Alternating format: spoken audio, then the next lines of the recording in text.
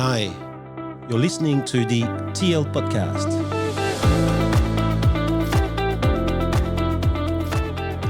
My name is Thomas Hoang, and I am interviewing someone who seems ordinary, but who is achieving extraordinary things. That is the quest of this interview.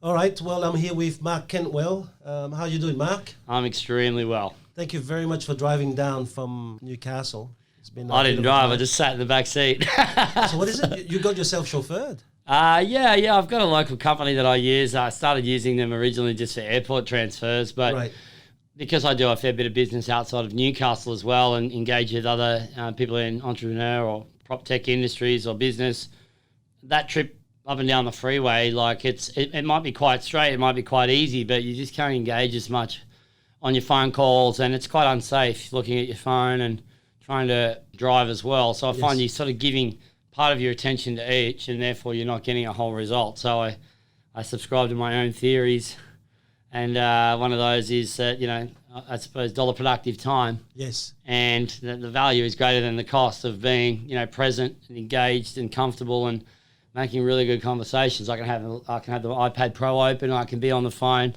and then I'm supporting a local business as well, which are great people, and I've ended up doing 5 or 6 real estate transactions through my driving company because I've been using them for 16 years. Yes. I noticed, listen, one of the reasons I wanted to interview you was not mainly because you're in the top 100 or because you've gone from 39 or to 26 this year. Mm-hmm.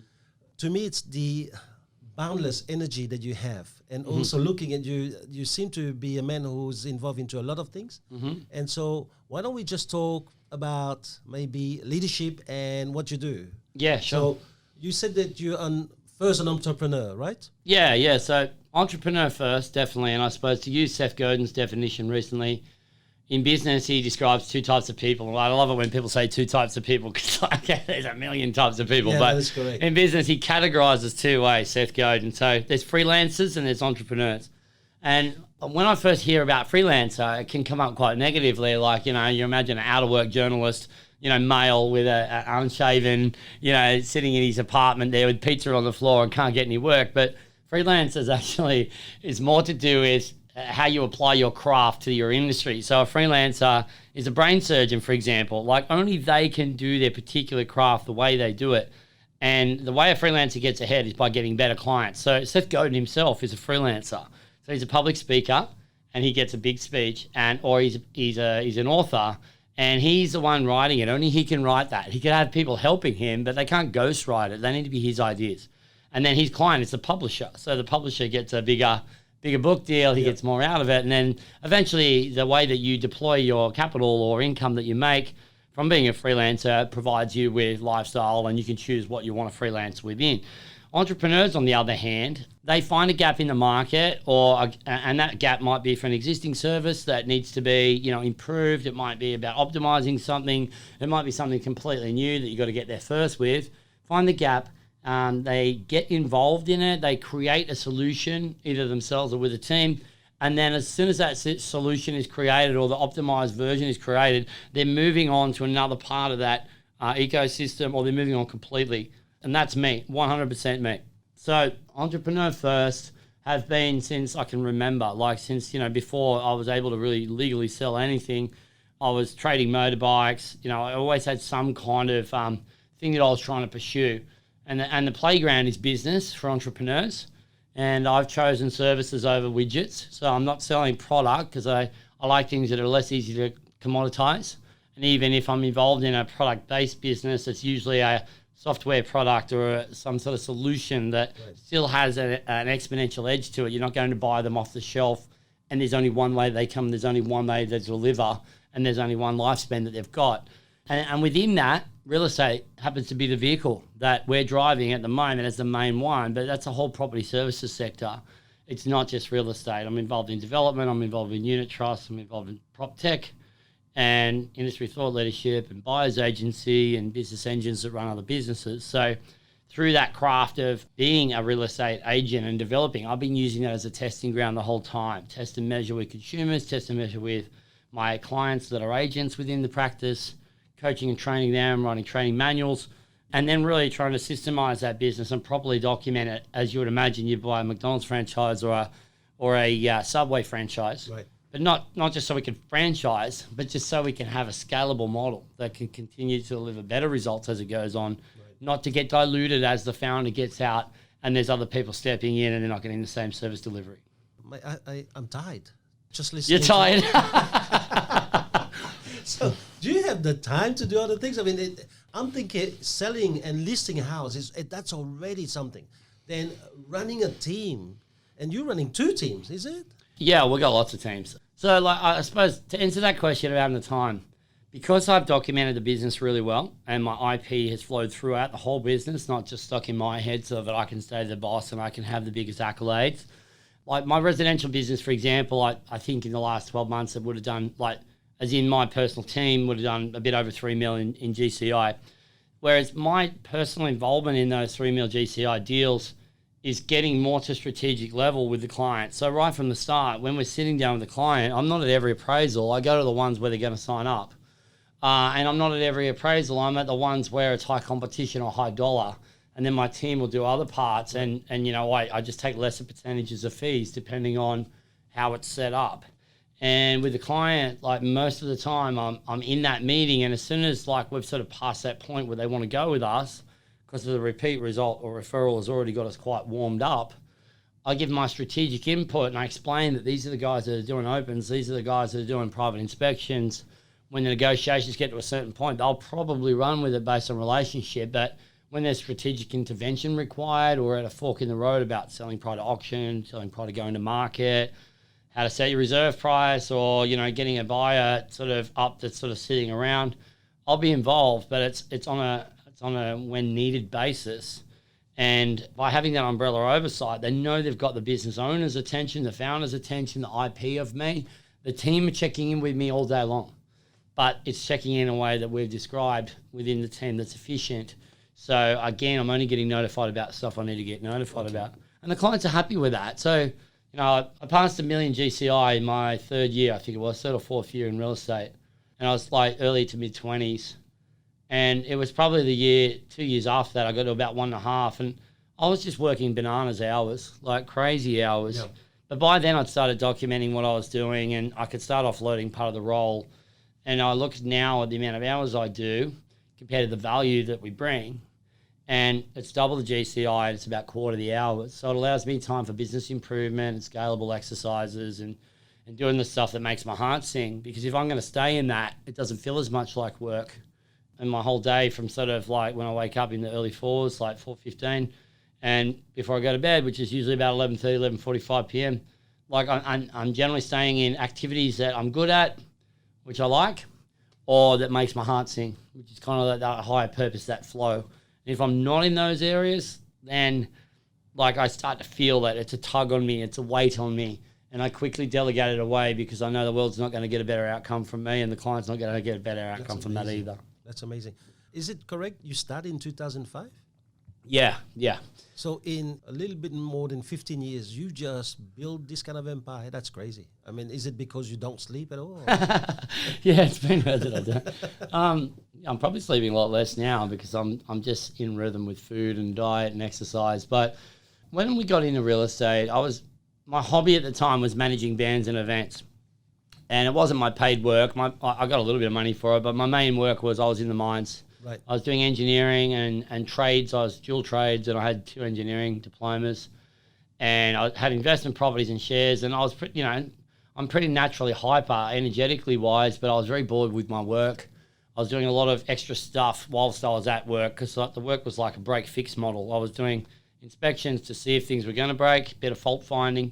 But if things weren't breaking, you were sort of labouring or you had a bit of downtime. And I was writing music and coming up with plans to get more people to events and just thinking about what I was going to do next. And, at 22, I decided to permanently retire from mining, which was really funny because I was a permanent employee. I was making really good money at that age, 4 days on, 3 days off. But the extra time off had allowed me not only time to go and be a young person, but to figure out where I would go next. And when I got into real estate, I must admit, 04, 05, like the market had just pulled back in New South Wales. It had been a boom off the back of a recession, and the government had put a lot of stimulus into the market.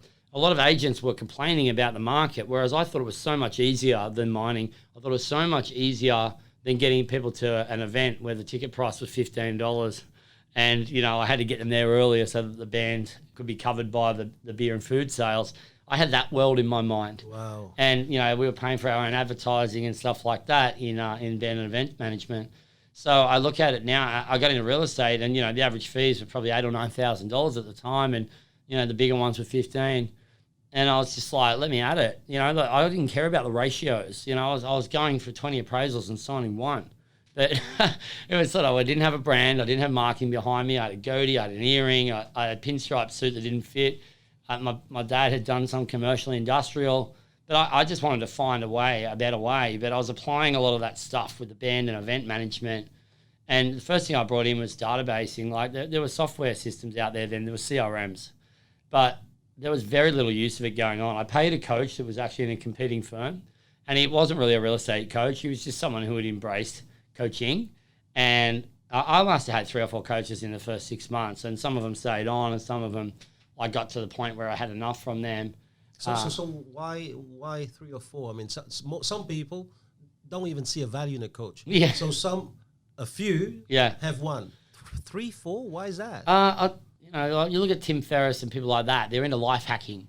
I suppose I was like that for business. So I was like, I had belief already that there was a better way. I studied very quickly the top 20 or so agents in Australia, which were hard to get hold of that info then. There was no REB ranking then. There was no realestate.com domain ranking. So getting hold of the top agents, there was a lot of asking around. But, we sort of figured out around about the top 20 agents. One of the things I realized was they were nearly all doing auction as their main method of sale, if not their only method of sale, no matter where they were, whether they were in lifestyle markets, whether they were in inner city markets, Melbourne, Sydney, Brisbane even. And I'm like, okay, well, why is it in Newcastle less than 1% of the transactions are auction? So I went about looking at things from a system level. I noticed that the buyer service that was going on, like there were still agencies using palm cards, like handwritten cards, which was a Genman thing, and like Genman had a system and it worked. I think it got overtaken more by the McGrath kind of mindset at the time when marketing was more important and driving people and getting emotion. But either way, there were systems out there, Robert Bevan, Genman, Lee Woodward, and John McGrath, Pete Gilchrist. They were kind of the main influences in the market at the time. Right. But there was very little databasing going on. There's no categories. Like most agencies, they had Outlook, they had an Excel spreadsheet. And if they had a CRM, it was like a mailing list of people that weren't opening it. And so I just brought in some systems very early. And the coaching side was about making sure that I was investing my time and energy into the right areas. Because I had never sold a house before when we started our business. I was doing industrial tilt slab concrete sheds. Amazing. I was doing block splits, and I was doing a little bit of residential. So the coaching helped with that. So you started in Newcastle itself? Yeah, we picked Newcastle. I was from Lake Macquarie growing up. I've lived in a lot of homes, including Perth and the Hills District down here. My family had lived here for a while. I was born out in Holbrook, which is in the bush. But I thought Newcastle was good. I could see that it was a town that was ready for reinvention. I just had a knowing sense. You talk about thinking, feeling, knowing. I had that knowing sense that Newcastle was the right place to be. So we got as close to the inner city as we could. It's a 52 square metre office in a new building that hadn't all sold out. And it was my dad and myself and a part-time receptionist. I was 50% of the company. My dad and mum were the other 50%. I had sold one of my investment properties. They remortgaged the house. He had been doing industrial for a little while, sort of fallen into that coming off the back of development world and oil industry that he was in. And I just liked the idea that I thought you could service just about anywhere from Newcastle in that broader region. Right. Whereas if we went out in the suburbs, we were kind of going to be known as the suburbs. Right. Okay. And then you opened a second show? So we ended up expanding to open a Lake Macquarie office as well. I sort of partnered up with someone that I had an engagement in very early in my career. And that went pretty well for a while, but it was one of those things where I found that I was doing a lot of running back out to the office, which was at Spears Point at the time. I thought I'd corner the western side and the eastern side of the lake by going at the top of the lake where they both meet, whereas we lacked identity. We weren't very well known in the eastern side because we were out of the way, and on the western side, they still service us from the eastern side. Right. So I didn't have a big promotion budget for that office, and my partner, who I was working with, put in good effort, but was more of a, I suppose, technician than an entrepreneur or someone that wanted to really brand heavily and was very good at his craft. And we had a great relationship, and it went for a period of time. And I think we got to a stage where it was clear that guy had come from the western side of the lake, and that's where his passion was. And so he went back there and was fine. We parted ways. Right. I bought out his shares and for what they had cost him to get there, and I reestablished that business. But from there, we relocated in a more central location. And I had a series of moments where we've built businesses up. When I say moments, there are more periods of time where built sections of the business up, built sections of the people up. And what I realized over all of those, like there's a people component that's probably more about culture and alignment and purpose and values and vision. And then there's the systems that are allowing those people to perform in alignment with the culture, purpose, vision. Yeah. And I suppose both of those things were kind of like watered down at this stage. Whereas I look now compared to then, although I might have had great business plans and a great way of scaling in mind, and we were doing probably more than most were at growing, I look at now as how clear that I am on how to start a business and accelerated scale a business, and how to pick the right tribe, how to have the tribe aligned to the vision of the founder, and then how to make sure that the systems are there for success and the managers can manage, and then the marketing is done in line with the rest. So it's sort of like each one I get involved in now, it's a much more rapid curve. Yes, I understand. So how many people do you have working for you? So in PRD Newcastle, Lake Macquarie Group, which is sort of doing a little bit of work in Central Coast now, but generally PRD Newcastle, Lake Macquarie, there's property management, there's off-the-plan projects, and there is residential sales, of course, and a bit of commercial. And onshore and offshore, the headcount's 72 at the moment. And then there's other businesses that are sort of involved in. I've got a business engine that runs other real estate businesses. So we can do that with PRD, which is our main brand, or we can white label that for people that they've got an independent office and they don't want to sign with a franchise network. They like the idea of benefiting from that bigger sort of ecosystem we've created, and they don't have the PRD branding or have every access to every database that we've got, but they've got most of that, like all but those two things really, and some trainings they can tap into as well. And we run a couple of businesses that way. So they're not my people specifically, but we run the back of their businesses. Right, I see. So how do you lead the 70 people? So I've got a leadership tribe, and it's we're big on having an org chart that makes sense for what our objectives are.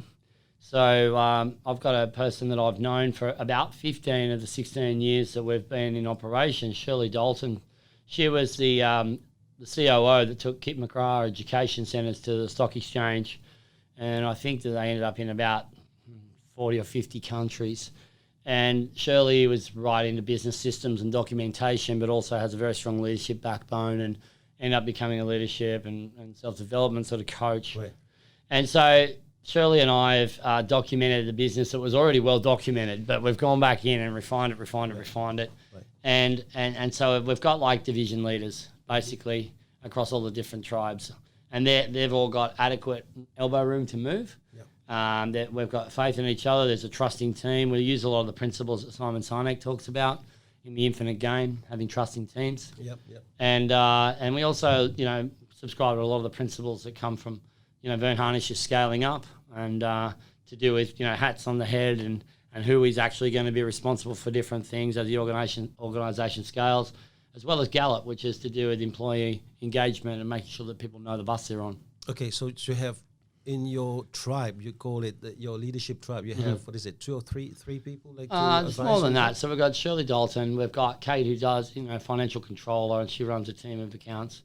We've got Russell Dawson, that he is essentially like what a traditional business would call a sales manager, but he's more leadership and performance, like he's a connection to the sales team and performance. We've got head of client care, which is our onshore and offshore team that looks after the agents and their clients. We also have head of property management and head of projects. Yep. So you have your managers. Yeah. So and then your sales manager, he is in charge of running the entire sales team. Yeah. So the running is still fairly. It's horizontal in a sense, in that like I'm the founder of the business with the vision, and my job is like to be going out and seeing what's coming, and then be coming back and installing it into the business, and test and measure through my own personal team and through the key members of the team. He's got a background in the armed forces, so he's been special ops in the army and a clearance diver in the Navy. So he's very good at the chain of command thing, and also making sure that people are given the full opportunity to grow, and to be having those conversations when they need to be had about people getting back on track. So we're big on that measurement side. So Russ Dawson is mostly responsible for helping people keep on track to the goals that we've set collaboratively with them. And those goals aren't all financially performance-driven goals. It's just that's an easy metric to look at. So you look at the key performance indicators or the activities they're doing, those behavioural indicators as well. And he's kind of helped managing those. And when they get off track and they go from green to amber towards red, he's there to sort of help them back onto their feet. Okay, does he hire and fire or not? He's capable of it, like he's allowed to. Definitely hiring. And if someone was going to be moved on from the organisation or outplaced or fired, however you want to say it, absolutely he can do it. He can absolutely performance manage as well with a lot of consultation. We use a red team check principles that come from, again, the RAF use it a lot, where you got a mission you're about to embark on, you get a red team check from someone else to make sure it makes sense. Yeah. He's definitely the first point of contact for associate agents that come through. Right. And, agents that are happy to talk to him as opposed to wanting to talk to the founder of the business. And if people are coming towards the phase where it's not working out for them, you can definitely have that conversation. Okay. And what about the culture, though? So who sets it? Because if he's the one, like, very close to them, does a sales team, like, hang around you? I mean, do you... Yeah, so this has been one of the most challenging things to get to where we are now. I hired a lot of the people that were performing for us early on. Yes. And that continues right into the modern era. And to no longer be their person that they directly report to, whilst then still feeling the love and the touch of the business, has been a lot of work. And I can do it 3 times quicker now in a new organisation, 10 times quicker. But when you have been involved in an organisation that's carrying around that legacy, there's got to be a lot of alignment involved. There's got to be a lot of philosophy and a lot of joining in. So I subscribe to the theory that people join the business for the founder, for their vision and the tone they've set, but they stay for their managers. So if I don't have the right managers in place, and we use the word manager because, they are managing. They're managing expectations, they're managing people, they're managing KPIs, they're managing the culture.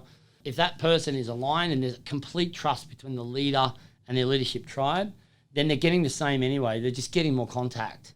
So, Russell and Nicole and Olivia and Kate and Ryan, like that, they're all our people that are in there with the team. I'm in the office a lot less based on needing to deliver on things where I've got to be strategic and I've got to have the headspace to be strategic. I'm changing channels a lot through the day, but if I go in the office and I have those 2 seconds conversations here and there, I end up losing 2 hours, and I'm not delivering on something that the business needs of me.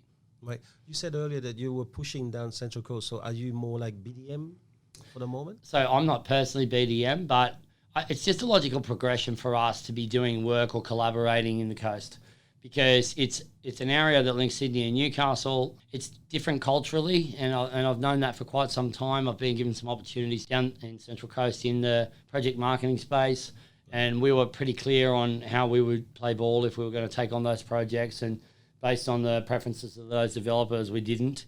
And watching those developments from a distance, we're kind of glad we didn't, because we've seen a lot of them end up in the graveyard. For me, our business is built for scale. So it's likely that we'll be up and down the mid-north coast to the north, back down through the central coast, and at some point in Sydney as well. But it's got to do with the alignment. I think there's room for... I'm not necessarily assuming that there needs to be lots of more real estate agents in the marketplace. We've got a lot of real estate agents on the vendor side. Yeah. But are there sort of orphan businesses at the moment that are kind of lost a little bit? They've been in a franchise network for a while and they haven't renewed, and they're sort of sitting around waiting to see what comes next. Yeah. There's independent businesses that kind of can see that unless they have a really good foot to the floor moment and sort of replicate, then they're going to find it hard to get the benefits of scale and keep agents that are doing good fees. There might be some people that want us to run the back of their house for them, like we talked about.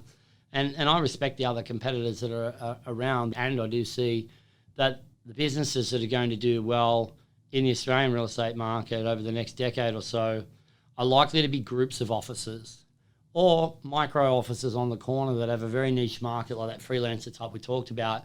But they've just got to be okay that they've got to keep it small. They've got to, if they want their margins to stay anywhere, they might not have the same retention if they've got like other people they're developing through, because scale is required to do a lot of the things that are benefiting consumers. Yeah. And if we put consumers first, they're not always right, but it's a good place to start with the business model. But even if you were a freelancer, and I can see if you were a good trainer or a good leader, you're going to be grooming a few leaders up and coming. And at some stage, you're going to have ambitious leaders, right? So yes, from freelancer, you're going to become an entrepreneur, will you? Yeah, well, people have the choice. Like, it's not like you're going to be one or the other and you're born that way. But I think when I got into real estate, it was a brave new world. It was all new out there. And every direction I looked, there was room for improvement. And it's one of those things where I got a little bit caught with wanting to improve everything as I go, and it almost got in the way of me actually producing for the business. So I went really, really, really hard in that first 5 years to be producing and making the cash flow sustainable enough to bring other people in and to try training systems with them and really carry those early sales team members and grow the brand into someone that was at least a competitor in the market. Right. And I think I respect that other freelancers would do the same thing. It's just that some people are better off just being really high producers as an agent with a team under them, having a business that has an entrepreneurial mindset, that has scaled the business to adapt to those freelancers so they don't need to leave. They've got equity structures in place or whatever their ascension plan might be, and they can continue doing what they love. And when they're making extra money, they can go and have a dabble in development. They can have a dabble in, cryptocurrency or renovating properties or something else that suits them. But they don't have to get into the guts of understanding the whole world's ecosystem and trying to create something like an entrepreneur would. Because if you take a freelancer and you put them in an entrepreneur's world, like the energetic drain would be high. I can do the freelancer work for the rest of my life, but I'll be cranky. I realized that in about 2011. I was sitting in a house that was like over $2 million. I was getting a full fee. I was picked by someone that had been watching me for a while. I was in my 20s. At the time, I think, I was still in my 20s, so I'm 39 now. And I'm sitting there and I'm signing this client up and I'm filling out these paper copies of these agency agreements because we couldn't get digital happening at the time. And I had to write their address and name 12 times because I had all these compliance forms. I had the order forms for marketing. I was frustrated. I write in these addresses. You think most agents would be jumping out of their skin. I've just signed a $2.5 million house. It's going to sell. I'm going to get all these accolades. And I'm thinking, these damn forms, I need to improve these forms. I'm like, I got to get out of these lounge rooms. So I still dip into lounge rooms, but I'm doing it in a percentage that's tolerable and it's financially viable. Yep. And then I'm using the rest of my creative energies to go and expand businesses. Actually, if you don't mind, I really would like to delve into something I'm seeing in you. Mm-hmm. You've got so much energy. You don't sound like a normal real estate agent. You're a combination of Simon Sinek, and what's the other dude in social media? Gary V. Yes, you're a bit of that combination. I actually get that all the time. Oh, is it? Oh, man, it's hitting me now, and I'm going.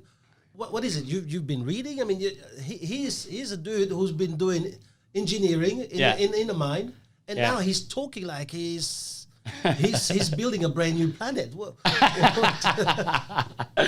Yeah. Look, I appreciate both of those acknowledgements because they're people that I look up to really greatly. I'm definitely Gary V's style of energy. Yes. I'm a Sonic. I love his principles, but I could never speak as slow as him. But I do speak that slowly when I have to deliver a message to someone who is needing that. And part of the reason I've trained in NLP, I'm a practitioner in NLP, is so I can understand the different ways of thinking and human psychology so that we can get on the same page together. Wow. Part of the reason I speak at this speed most of the time is I know when I'm listening to a podcast or something like that, I want to get as much in as I can. Right. You can speed them up and down anyway. Yep. I've always been fascinated by consumerism. What does the consumer want? What do they need? What drives them? And I think by applying that into the real estate business, it's been constant test and measure the whole way through. And I want to deliver something to my clients, which are my agents. I want to deliver something to my property managers. Their clients are mine too. And so that they can go out there and they can deliver something that consumer might even not know what they need, but they benefit from it straight away. Right. And when they benefit from that, then obviously the agent gets better, the agency gets better, the overall brand gets better, and then we can invest more into getting better and better. So it's an evolutionary concept. Real estate's been a fantastic vehicle to drive, and it's, there's so many tangents you can go on. Just it happened that I got in and went really hard at sort of mastering the craft of being an agent. And our model was too sophisticated for some. I thought of too many things and there's too much to consider. It's like, can't you just go and get a buyer for me? And that's fine, because they'll go with the person that they feel good rapport with, or that made good contact with them early. But we have scaled. We probably double the volume of our number 2 competitor in our region. And I say that in a way with great respect of our competitors. I don't watch the metrics that way anymore. I don't look at who's making more sales, who's doing more volume. I know we're doing more volume, but I'm more looking at the indicators like the net promoter scores that we put out to our property management clients, or the team engagement surveys that we do to our team, or how many people are getting referred in from members of the team to come and join our tribe, and the escalation of agents that haven't been in real estate before that within 3 years are doing over $1 million. Stuff like that. And that floats my boat and, allows me to tangent over into other fields. Right. So if I was to work for you, what would be the indicator for you to know, oh, yes, I have now helped this person? I have made a difference to this person's life. What would you look at? Yeah, so my personal mission is to have every person that comes into contact with me through ideally the businesses or my personal sphere, that their life gets better in every way as a result of it. And that means if you're in contact with me more, because it's one of our tribes, one of our businesses you're involved in, that you don't just get better financially, like you get better in fitness, you get better in your personal relationships, you get better with looking after your kids and enjoyment activities to get you going. So I have a look at when I'm recruiting now, we talk about our 5 values, which are vision, abundance, courage, respect, and habu. Habu is a made-up word, highest and best use. Oh, okay. And it's a development term, but I use it in real estate. And it's like, am I currently providing the world, which means the world I'm in at this moment, which is, a work world, am I providing that world the best use of my time, best use of my energy? Because if I am, then everyone around me is going to be getting better results anyway. So I've got this sort of sphere that I've made, and I'm pretty sure this is my IP. Haven't seen it anywhere else yet. Like there's tasks, and if you think about it in a circle, and it's cut into 4, and there's things we're not prepared to do in one of the quadrants. Right. Like someone might say, I'm not cleaning toilets, or I'm not going to wrestle with a homeless bum out the front of the office, or be spoken to in a certain way by abusive people that are in this environment. I'm not dealing with complaints all day, or I'm not going to go out and wave a sign in the middle of the traffic. Right. Someone might be, but for the people, they'll have one of those. Yeah. And if they step into that zone, you'll know straight away. You'll see it in their persona, their body language, you'll feel their energy. If they've got things they're willing to do, which is the next quadrant down, so we're still on the sort of slightly negative side here. If they've got things they're willing to do because the boss wants them to, or because they think they have to get ahead, then you can't spend your career there. If you spend your career, you're going to be miserable, you're going to be cranky, you're going to resent, you're going to be stuck in below the line behavior, water cooler conversations, whinging about the boss, whinging about the man, whinging about being sick. And you will get sick. Your cells will fight against you. You'll get crook, or you'll get a degenerative disease, unfortunately. Yep. So if we can get away from that line and we go into the next quadrant, which the bottom of the next quadrant is things that you're good at. So generally things that we're good at, we tend to like, and things we like, we tend to get good at. So it's a bit of a dance that you get in there, and some of the best people in the best industries, like the elite people in real estate, for example, they're in this loop of things they're good at and things they like, and they keep saying to themselves, I love this, it's the best, I've just got a passion for it. But if you really measure through their day and you really do spend some time investing in this with people, they don't love all of it. They love the success that comes from it. So as a real estate agent, I'm very good at being a real estate agent. According to the REB Top 100, there's a really good number there. But it's different than things that make your heart sing. So you can be really, really good at something, and there's moments of that being good that make your heart sing. It might be some connection you have with a client.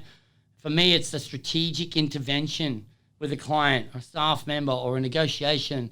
That strategic intervention where I'm providing them a bespoke thing at that moment in time that's influencing them to do something, and they see the benefit in it, and we all feel that together and we go.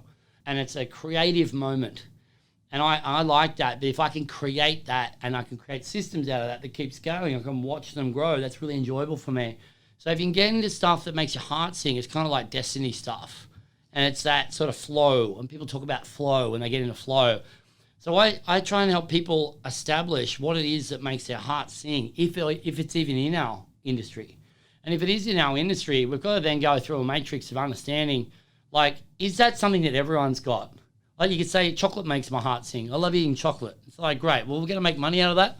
Like, you know, and is it bad for your health? Like, so if you're really good at something and it makes your heart sing, does the market need that? If the market needs it, will they pay for it? Will they pay a fair chunk for it?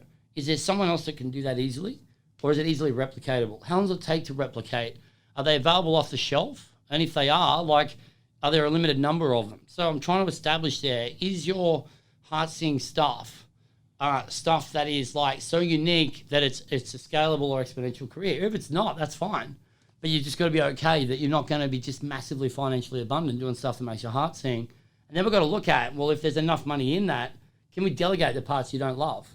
Because if you're spending your life in things that you're good at and you like, and stuff that makes your heart sing, your days are really fun. And like work life for us is the same thing. Like I think this whole work-life balancing has got to do with this around the time we started farming or industrial revolution or whatever it might be, where we went to work for the man and we came home and like we disassociated ourselves with work. Whereas like, you know, the Western world I think has gone a little bit too far. We're talking about this work-life balance. Like if we're on the plains of the Sahara and the Amazon somewhere and we're a tribe, like you're working 7 days. There's no work-life balance. It's just work or it's just life. Yeah. And they've probably got a different name for it. The tribal leader gets up and he goes and says, we're going to build a structure over here. And the hunters, they go out and they find meat for the tribe and they come back and they cut it up. And then, you know, they grow the kids up through the tribe, right? So that's work. It's work and they don't go off. It's Sunday. Let's have a day off. No, they don't. They work. And the other people are making the food. Like that's work. So we're doing that. If we wake up at a certain time of day, and most people sleep like 7-8 hours, I'm more 4.5. If we have a look at how long we're at work for, like 6 days or 5 days, we start when we're in our teens and we finish when we're in our 60s, it's the number one activity we do in our adult waking life. So if we can't be investing our time and even energy in finding out what is enjoyable, what we're good at, and what makes our heart sing, then we need to keep looking. And I think Gary Vee's on this topic at the moment. Do stuff that makes you happy. Because otherwise you're going to be compensating for it somewhere else anyway. But should we do stuff that makes us happy only? I mean, how do we move from those two quadrants into the third one? And have you explained the fourth one? So the heart sing stuff. So the heart sing is like that destiny stuff, but it's got to be worth something to the open market. Because if your heart sing is just sitting there on a rock, like meditating, that's fine, but we're not going to get paid a lot for that. No. But if you're into that, that's fine because you're not going to want money. But then should we go for that 4 quadrants anyway and do it because that's what makes us sing our song? Or should we go down to that quadrant 3 that you spoke about because it's the one that's making us a living? Yeah, so if you're in the one where like I'm doing it because the boss wants me to, or I'm doing it because I have to progress in my career, but I don't want to be here forever. Yeah. The key thing is don't want to be here forever. So like you know it's a transition. Yeah. But if you haven't set yourself a path, I'm friends with a lot of people in hospitality that own venues, that are chefs, that are running bars, and they're absolutely brilliant at what they do. But a lot of the people that I see in there, they've sort of jumped into it because they want a bit of money while they're figuring out what they want to do. And then they're 5 years in and they realize it's their craft. And they've gone from kind of doing it for a little while to getting good at it.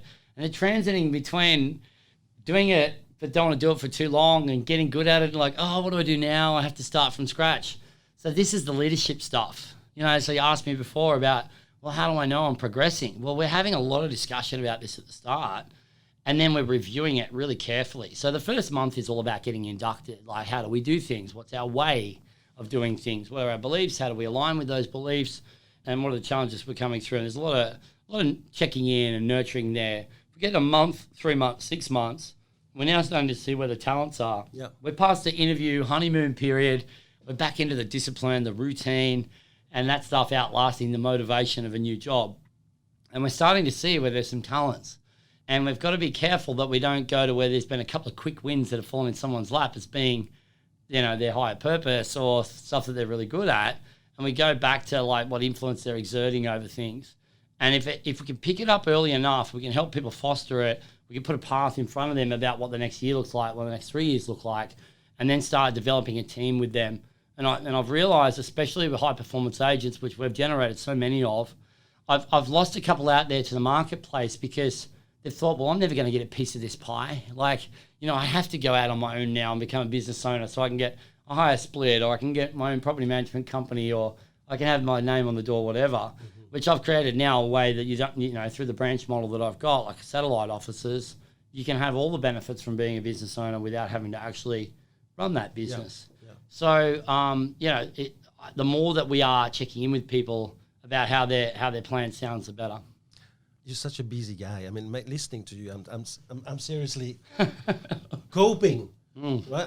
I'm really coping with listening to you. We might have to slow the audio down. So, you have children? Yeah, 2. Yes. They're young. Yeah, 5.5 and 3.5. Do you have time for them? Yeah, I do. Yeah, it's really good time. I have like key times with them in particular. So in the morning I get up and I've got a routine that starts at like 4:15. So I've got one alarm at 4:10, one at 4:12, and I'm up on the 4:12. And then I've got a routine that sort of goes from there through to I leave the house about 5, and then I go and train. And we meet at a group called Fitpit that we run, FP 518. We get there at 5:18. It's a really specific time, so people turn up on time. And we're finished there by 6, and I sort of network and see the sun come up and have a great time with some happy people. And then I get back home in the 7s. Yep. And, that's a nice time of day. The kids are waking up. Their hair's all messy. They're all cute. They're all cuddly. And, we're having breakfast together. It's my second breakfast by then. But we're engaging. Really, it's really what are you going to do for today? We have that little message before they walk down to school and, about, treating others well and, making sure you're open to learning and you don't have to come away from today getting something you want. It's helping someone else get what they want. And just little messages like that. And then throughout the day, depending on the day, I'll try and just get home to eat some rice or to work from the home office for a little bit, to transition between appointments, to change outfits, whatever it might be. And there's little moments where I get to see them then, and then again towards the evening. So they've always gotten up a bit later and gone to bed a bit later, so I get to see them in that evening hours when they're around that dinner time, stuff like that. And Sunday is a pretty good family day for us, and the night times and the weekends. So I think the time I get is very high value time, and it's not just volume for the sake of volume where we're all in the house together. So I know you have to go, so I just want to ask you one more question. How do you know someone is living a good life? Ask them. That's just my instant reaction. But there's think, there's feel, and there's know, right? And there's sensors that are going off at us at different times. Thinking with the head, the feeling with the heart, and the knowing's like down in the gut. And we talk about, I've got this hashtag, Life at PRD. If anyone wants to look it up, they just hashtag that on Instagram. And they'll see examples of it. That the life that people are living in my tribes now versus what it was like a few years ago, there was so much uncertainty because people were joining the brand for success and getting their name built up and seeing all that, but they didn't really know what I was about. And I was holding me back a lot because I thought that there was other people that wanted me a certain way and I had to be everything at once. So now that I've got a trusting leadership tribe, I've got a trusting team, I'm a lot of my whole self. I ask people to be, do, have, rather than have, do, be. So hold on. Be, do, have. Yeah. So show up as the person that you want to be. There's a bit of thinking required on this, a bit of meditation, a bit of feeling. So think about what you want to be, how you want to show up, how you want to be to other people, how you want to be to a partner, how you want to energize, how you want to feel, and then the do will come from that because you'll be automatically doing the things that person would be. You've just got to start your day in that state, finish your day in that state. 10 out of 10 days. We do a lot of teaching on this. It's definitely longer than a podcast. And then as a result of doing the things that person would be doing if they were being the person they wanted to be, well, you'll have anything you want. And your definition of success is only defined by you. We help tease it out of people. So you can feel it energetically. You can see it in the whites of their eyes. You can see it in the way they stand, the way they walk, the way they engage with you, whether they're sort of running away from things that are awkward or whether they're coming to you open-handed and being vulnerable. And you said rather than, what is it? Have to be. So the example of that was so have to be is how a lot of people run their career. Like when I have this amount of money, then I'll be able to do this and then I'll be happy. You know, and it's sort of like, why? Why are we delaying that? Why don't we just be it now? And then we'll be doing the things of that. It's a reverse paradigm. Right, okay. So I'm asking you this because you've come up with a 4 quadrant. So it's leading a good life when you're in that quadrant 4, when you're singing your song, or is it okay to be in the quadrant 3? Because so many people don't actually uncover their song. I mean, I sweep from quadrant 1 to quadrant 4 all the time. But I really do know when I'm in the quadrant that I don't want to be in. And I think the team can be like that as well. Educating them that it's okay to acknowledge that you're doing something that you don't want to be doing, because you need that contrast. You can feel the gap. It's the gap that you can feel. And you can get acclimatized to being in the heart sing and like stuff. Like the biggest trap is the stuff where you're stuck in what you like because you're good at it, or you're good at it and that's why you like it. And they never really get to that next sort of destiny statement, the thing that really makes them feel like they're craving life. Yeah. So what I want to precise, when you say that we are in quadrant 4, that doesn't mean we never experience quadrant 1 or 2. Absolutely not. Yeah, we experience actually moving between those 4 quadrants constantly. Yes, and the idea is to move away from 1 and 2 as quick as you can, but you've got to create a plan for it. I like it. So we want to encourage people to create a plan. Prime example is like someone that's getting busy as a real estate agent. They're taking a lot of buyer inquiry. They're not very good at admin. They're emailing these reports off their owners. They're taking calls. They're not getting back to people. And they're starting to write more gross commission. And all through their life, they've got all these little routine tasks they're doing that are costing them money. Like, so I talked about having a driver down here today. Like, and I've got an understanding of how much that costs. And it's a fair bit to a lot of people. But I know what I've been able to do both sides. And so someone doesn't want to pay to have their dry cleaning picked up and dry cleaned because they can wash the shirt themselves. Someone doesn't want to pay to have their admin typed in. Someone doesn't want to pay to have their copywriting done. But like all of those tasks, they're not making their heart sing. They're not even that good at it. So really, they're in tasks that they either think they have to do, or the boss wants them to do, or they're in a task that they've actually said that they will not do. So somewhere in there, there's just resentment, there's frustration, and you're taking away the energy that could be flowing towards something that's a much higher value to you, value to the client, and then you do get rewarded for that. So the rub is that you've got to invest as if you've already got the success. You can't invest when you get there because by then it's already too late. Yeah, but isn't that something that is pretty rare in real estate? People go, I want to make money, I want to make the commission, but mate, don't ask me to spend $1. Even spending $1 in training, are you serious? I don't want to spend. So yeah. So you're talking about something that most real estate agents wouldn't even contemplate, would it? Yeah, and there's a lot of education in that. There's paradigm in that. There's alignment to our values of abundance and courage and respect to yourself and you know the highest and best use. Like it's all there.